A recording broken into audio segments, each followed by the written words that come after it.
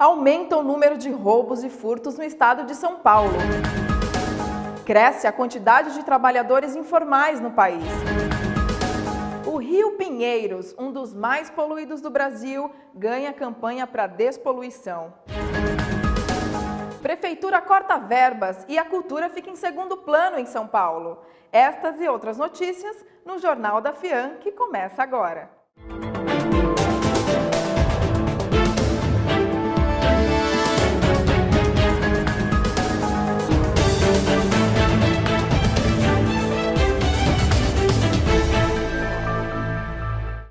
Olá, boa noite. O Jornal da FIAM começa com uma informação preocupante para milhares de pessoas. Um levantamento da Secretaria de Segurança Pública de São Paulo mostra que os roubos e furtos aumentaram, principalmente no centro da capital. Veja a reportagem. Você provavelmente já andou distraído no centro de São Paulo. A região é famosa por diversos crimes, mas o que é mais comum aqui são os furtos. Segundo dados da Secretaria de Segurança Pública de São Paulo, o número de roubos e furtos na região central da cidade teve um crescimento acima da média. Enquanto os roubos tiveram um crescimento em relação a 2016 de 29%, os furtos cresceram 32%. Os estudantes da região são os principais alvos dos assaltantes. É o caso da jovem Adriana Alisson, de 18 anos. Ela teve o celular furtado na rua, mas só percebeu depois que já era tarde demais. Eu já estava atrasada para chegar em casa, aí eu fui ver o horário. E assim, do nada, eu só peguei o celular, ele viu o horário e sumiu. O delegado Osmani, do 3º DP, diz que é preciso ficar atento.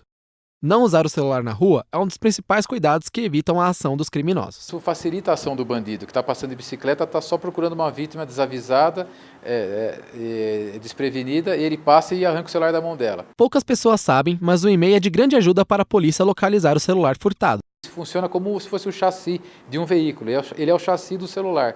Então, através desse número que nós vamos conseguir levantar no nosso sistema aquela vítima que fez aquele boletim de ocorrência. Aí nós entramos em contato com aquela vítima, que geralmente coloca no BO um outro telefone de contato, nós ligamos e localizamos a vítima para vir receber o aparelho. Agora vamos falar ao vivo com o repórter Evandro Júnior, que traz informações sobre a dificuldade de inclusão nas audiências públicas da Câmara Municipal de São Paulo. É que não tem tradutores de Libras, a língua brasileira dos sinais. Boa noite, Evandro. Olá, Clarice. Desde o final de outubro, as audiências públicas, reuniões e comissões na Câmara Municipal de São Paulo não têm intérprete de Libras, o que é lei municipal.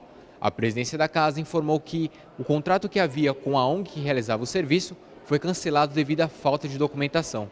Contudo, já no início de dezembro tem previsão de volta, pois uma nova ONG foi contratada para a realização desse serviço à sociedade, porque é dever do município de São Paulo informar os cidadãos sobre suas reuniões, comissões e audiências públicas. Evandro Almeida Júnior para o Jornal da FIAM.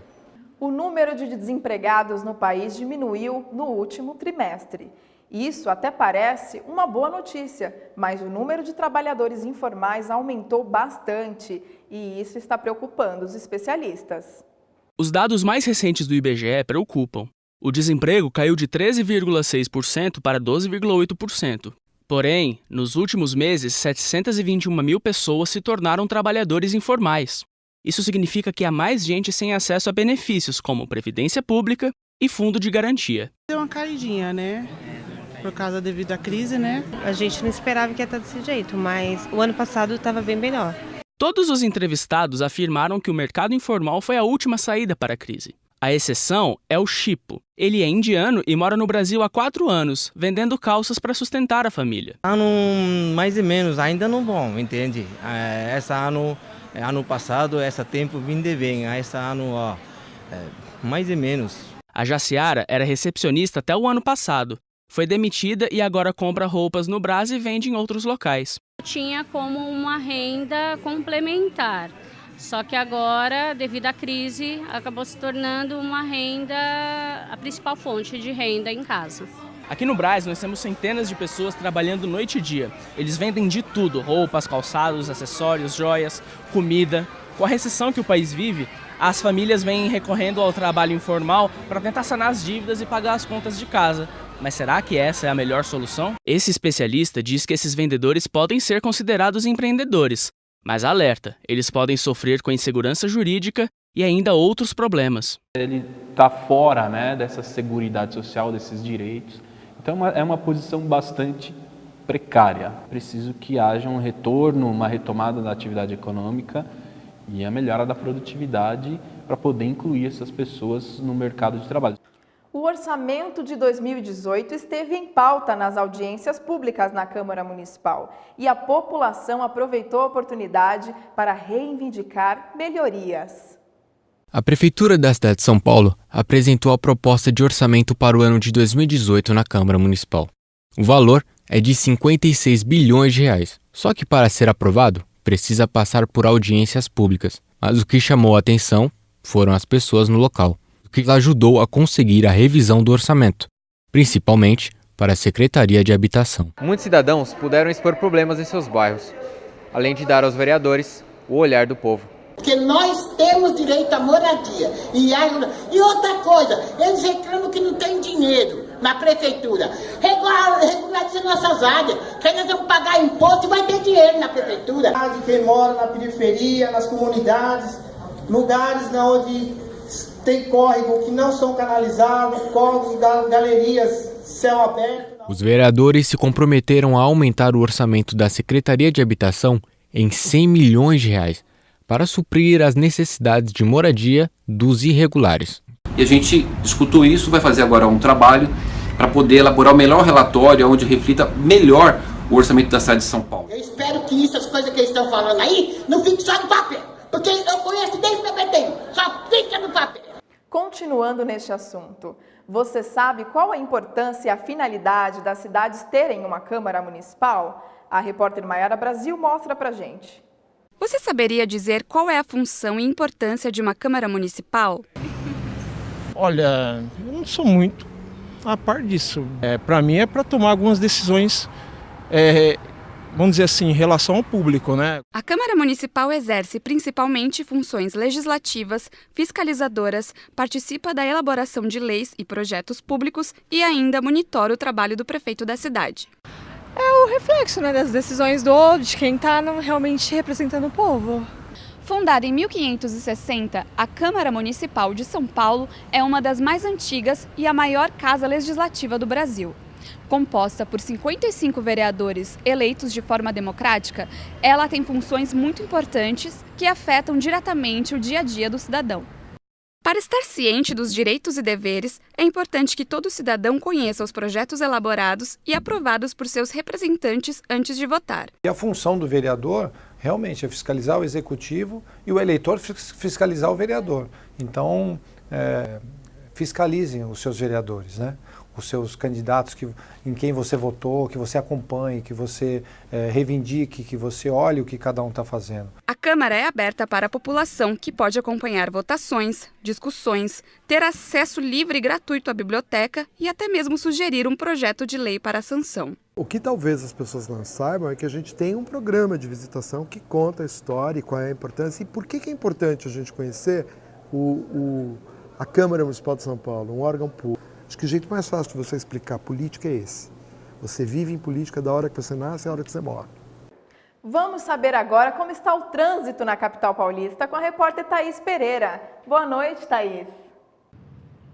Boa noite, Clarice. Boa noite a todos que estão nos assistindo. Essa sexta-feira é complicada no trânsito para o paulistano. Nós temos 580 quilômetros de congestionamento na cidade. E hoje nós estamos aqui no cruzamento da Avenida Morumbi com a Avenida Alvarenga, que segue tranquila nos dois sentidos. Na Marginal Pinheiros, o trânsito é ruim nos dois sentidos, entre as pontes Cidade Jardim e Bandeirantes. Houve uma queda de motoqueiro na região e complicou o trânsito ali.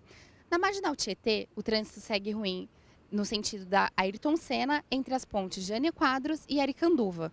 No corredor Norte-Sul está sendo uma opção ruim para o motorista na noite dessa sexta-feira.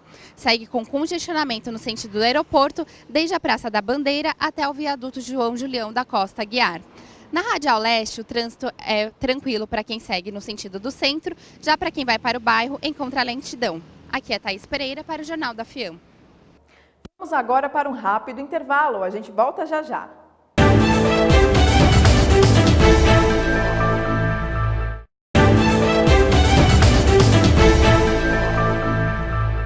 Uma notícia preocupante. O transtorno de ansiedade é uma doença que está cada vez mais comum aqui no Brasil. O número de pessoas com esse diagnóstico já é maior que a média mundial. O transtorno de ansiedade é um distúrbio mental conhecido por causar sentimentos de preocupação, medo e, claro, ansiedade. Ele interfere diretamente nas atividades diárias das pessoas. Uma pesquisa feita pela Organização Mundial de Saúde revela que 264 milhões de pessoas em todo o mundo sofrem de transtorno de ansiedade. No Brasil, essa doença atinge 9% de toda a população. Isso quer dizer que pelo menos 18 milhões de pessoas sofrem com esse transtorno. Alexia Cerqueira tem 19 anos e convive com ansiedade há 3 anos. Conforme o tempo foi passando, eu acho que piorou bastante. Aí eu fui percebendo que não era uma coisa tão normal quanto eu achava que era. A psicóloga Aline Félix diz que o principal sintoma é o medo. A sensação de fracasso, de incapacidade, o suor, tremor, taquicardia, sensação de morte também, que é mais característico da síndrome do pânico. Ao perceber que o transtorno afetava a vida dela, procurou ajuda médica. E agora leva uma vida praticamente normal e é possível conviver muito bem com o transtorno. Eu já não entro mais em pânico como eu entrava antes, no começo, que qualquer crise que eu tinha eu achava que eu ia morrer. E aí hoje em dia eu já sei me controlar muito melhor. É isso aí, procurar ajuda é sempre o melhor caminho. Agora uma boa notícia, um dos rios mais poluídos do Brasil pode passar a ter água limpa e cristalina. Um projeto que está em andamento pretende despoluir o Rio Pinheiros, que atravessa a cidade de São Paulo. Ele poderia ser o cartão postal da cidade, mas não é. No Rio Pinheiros é despejado esgoto de vários bairros, há lixo por toda parte e a poluição piora com os resíduos tóxicos das indústrias.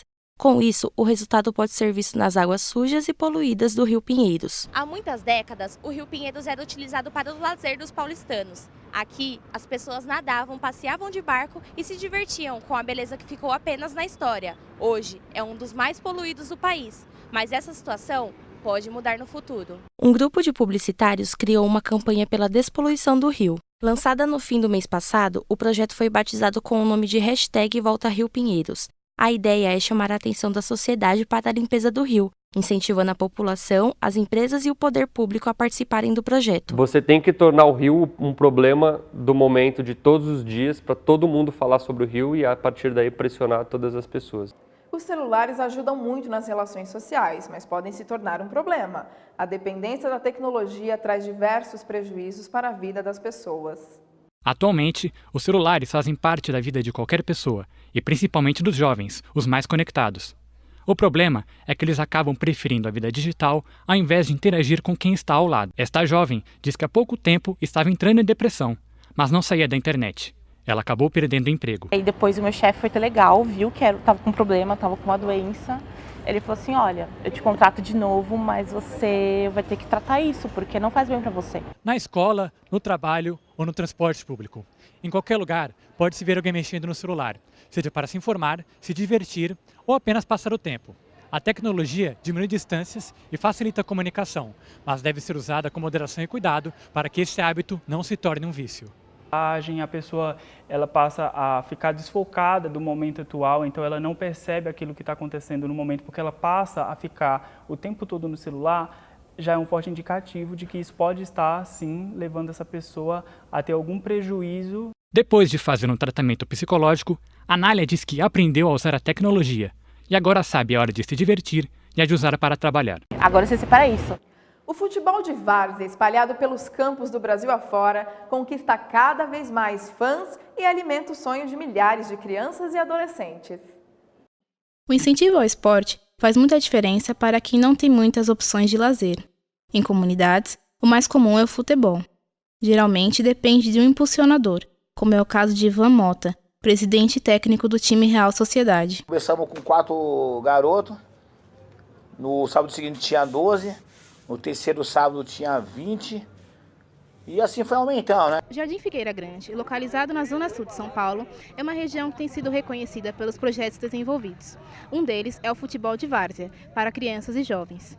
Em jogos e treinos, eles têm a possibilidade de se divertir e desenvolver talentos. Ivan exerce a função de manobrista durante a semana e aos sábados realiza o treino com as crianças. além de dar todo o suporte necessário para o bom desempenho do time, realiza um trabalho social no Figueira. A gente consegue cesta básica também, a gente vê a pessoa que não tem uma chuteira, a gente tenta correr atrás de uma chuteira para aquele menino, porque das crianças que a gente sabe mais ou menos quem tem condições de estar com o calçado ou não, né? Os jovens da comunidade encontram no futebol um momento de lazer e interação com os amigos. A maioria frequenta o campo de 2 a 3 vezes por semana. Pela minha saúde, melhoramento da minha saúde e por colocar a cabeça no lugar também. O futebol de várzea é famoso por ser o berço de grandes craques em periferias. Os que se tornaram atletas profissionais acabaram servindo de inspiração para os jogadores amadores. Agora é hora de saber como fica o tempo para os próximos dias. Vamos à previsão da meteorologia com a Karine Ribeiro. Boa noite, Karine.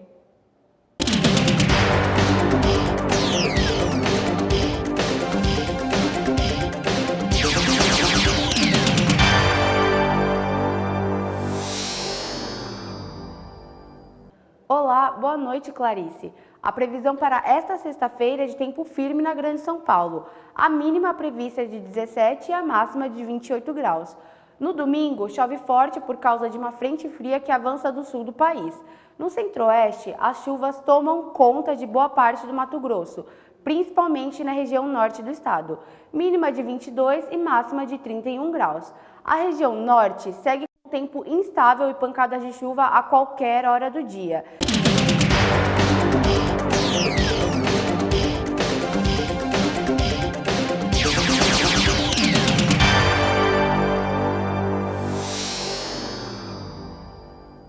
A gente faz agora um rápido intervalo e volta dentro de instantes. Fique ligado e não saia daí.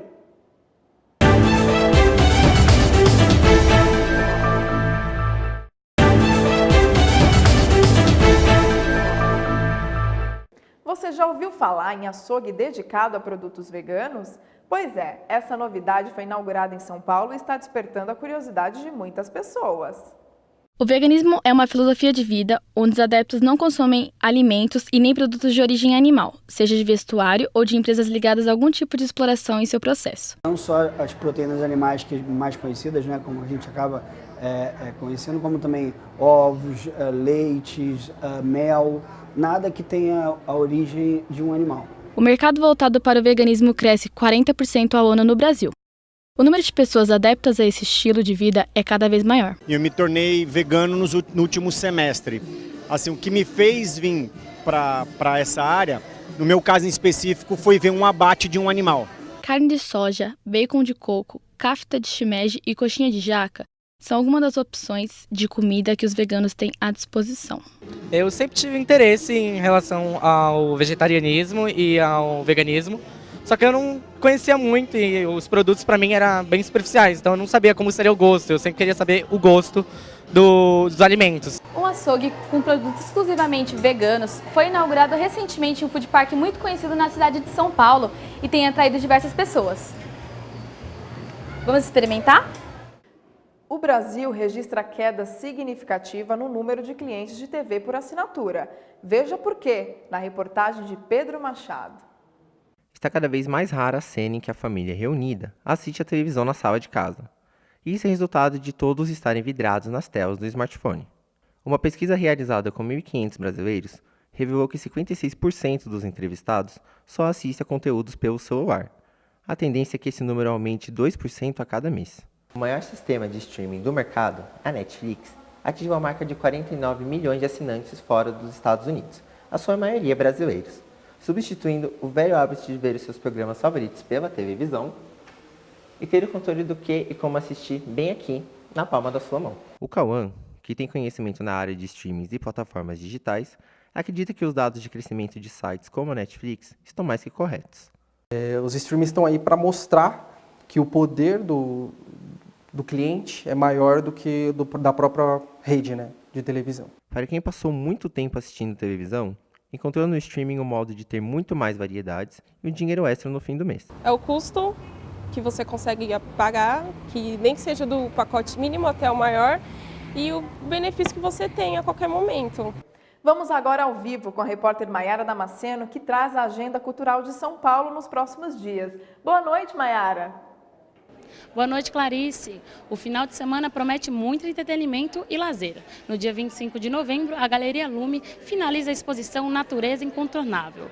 A visitação acontece das 11 às 15 horas com entrada franca. Ainda no dia 25, Gilberto Gil, Nando Reis e Gal Costa trazem o espetáculo Trincas de Ases. Os ingressos variam entre R$ 70 a meia entrada e R$ 380 inteira. Agora, a novidade é para os fãs da banda Ruge. Após anunciar o seu retorno, o grupo fará apresentação em São Paulo entre os dias 25 de novembro e 2 de dezembro. Os ingressos variam entre R$ 50 e R$ 200. Maiara Damasceno para o Jornal da FIAM. Vários programas interessantes para todo mundo aproveitar, né? Mas infelizmente nem tudo são flores. A cultura está enfraquecendo na nossa cidade. Os centros culturais estão oferecendo menos atividades gratuitas e isso é reflexo do corte de verba. Os centros culturais são espaços que conservam e difundem as artes produzidas pelo homem. Só no Brasil, existem 2.500 centros que mantêm acervos e exposições. Muitos deles funcionam com poucos recursos ou sequer recebem o auxílio da prefeitura para se manter. Em fevereiro deste ano, quase 50% da verba destinada à Secretaria de Cultura de São Paulo foi congelada. O valor, que não chegava a 1% do orçamento geral da cidade, ficou ainda menor. Esse corte dificultou o trabalho de quem tenta difundir cultura para comunidades menos favorecidas, como este Centro Cultural Autônomo da Zona Oeste de São Paulo. A prefeitura como um todo sempre teve um descaso com a cultura, independente da sua gestão. Mesmo com dificuldades, os centros permanecem cheios de pessoas que encontram neste ambiente uma fonte de conhecimento e lazer. Aqui você tem muito mais oportunidade de conhecer coisas novas, de ter contato com diversas manifestações culturais, que em outros lugares você só teria acesso pagando, ou que não necessariamente pagando, mas seria que manifestações são excludentes de outras formas. Esta edição do Jornal da FIAM, produzida pelos alunos do 6º semestre do curso de jornalismo, vai ficando por aqui. Muito obrigada pela sua companhia e tenham todos uma ótima semana.